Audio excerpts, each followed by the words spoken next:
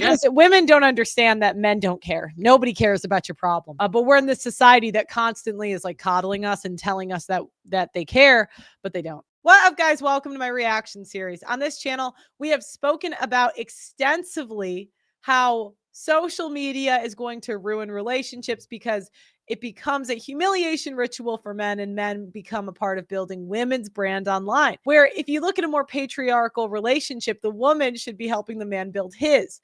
Now, I'm not saying this is right or wrong. It's kind of the way that society is set up. But it's interesting because we're going to see the backlash that women are starting to get from embarrassing their boyfriends and husbands on social media. Now, historically, men just really wouldn't say anything, and everything women did was considered to just be okay.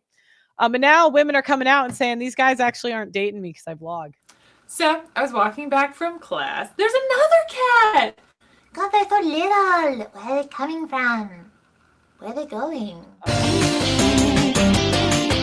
Oh no, you're crazy. So I was walking back from a class that I have when my friend Maurice, not his real name, so don't look it up, he turns to me and says, "Hey, Anthony." Oh my God, that's my friend Anthony. He's in like my class, and I stop him because I feel the need to tell him, yeah, I actually know who Anthony is. Sort of met him at this event and asked him out, and he was like into the idea, and then I just never heard from him, so we didn't go out on a date. It would appear he said no to going on a date with me after he initially said yes. That's so weird. He said no? Oh, yeah, he saw these videos. Sorry, Chica. It happens to me sometimes too. Some men aren't okay with it.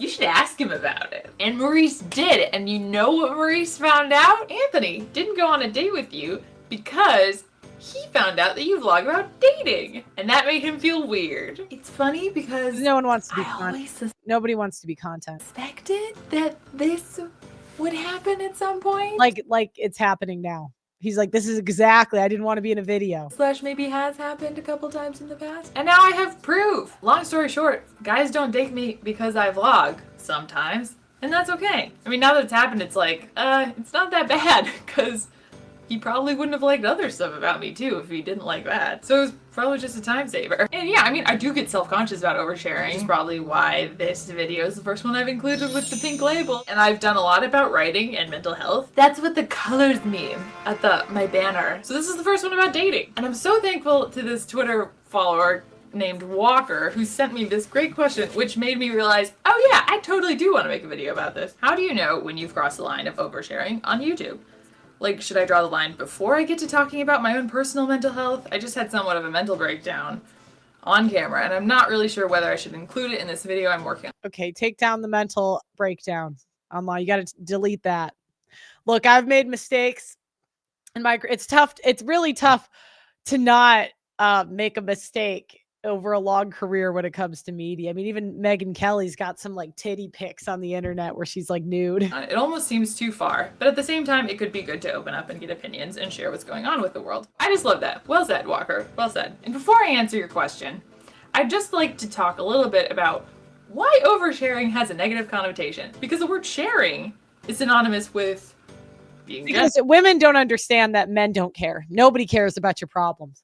But we're in this society that constantly is like coddling us and telling us that they care, but they don't.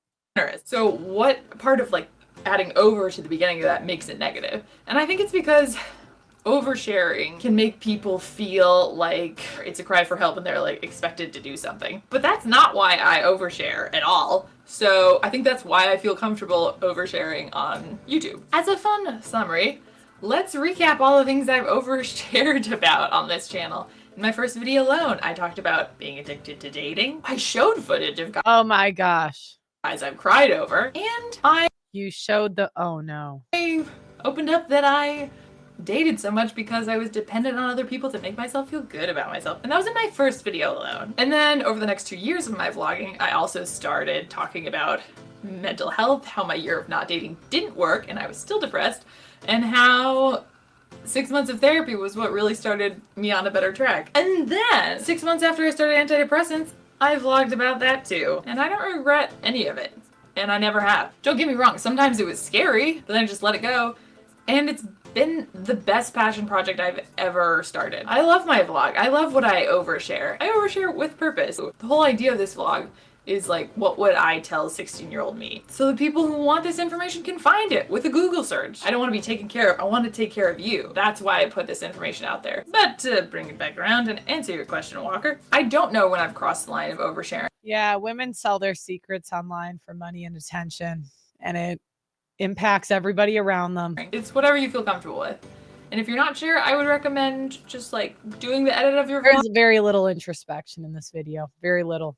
vlog and waiting a few days and watching it again. If you still feel good about it, then put it up. And that's been a good system because I haven't regretted anything No footage. Really? Footage? I've put up on my vlog after like over 2 years. So I think that's pretty good. I can't give the statistics of how many guys have opted to not date me because I vlog, but like I literally cannot convey how much I've gotten from oversharing. My first job in the writing world, which led to me becoming a staff editor and making a really cool salary, that was all from my vlog and my boss just liking this chick she saw in a video talking about vulnerable stuff. Oversharing on my vlog has become a shortcut to connecting with people I actually have a lot in common with.